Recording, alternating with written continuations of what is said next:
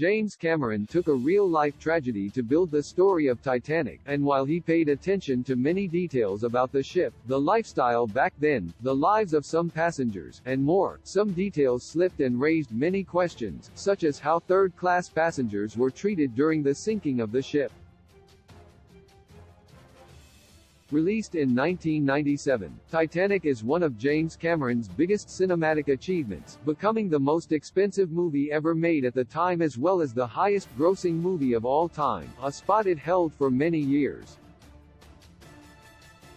Although Titanic has now become divisive, it continues to be regarded as one of Cameron's best works.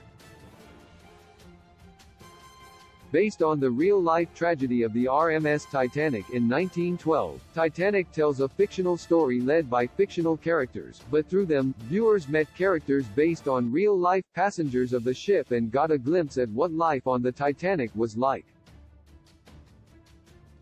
Titanic, then, follows Rose DeWitt Bukater, Kate Winslet, a first-class young woman, and Jack Dawson, Leonardo DiCaprio, a third-class passenger, who over the course of 4 days, met, fell in love, and defended their romance from those who looked down upon them, mostly those from the first-class side of the ship.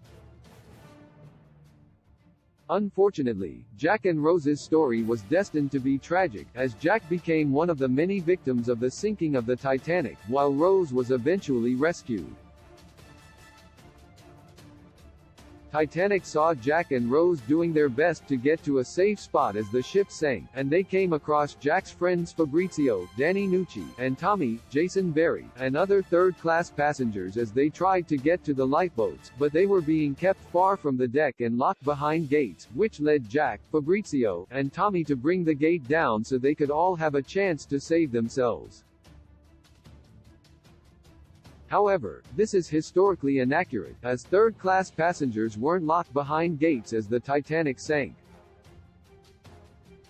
Why Cameron's Titanic changed how third-class passengers were treated as seen in Cameron's movie. There were clear separations between first, second, and third-class passengers on the Titanic, and they had designated areas where they could walk around freely.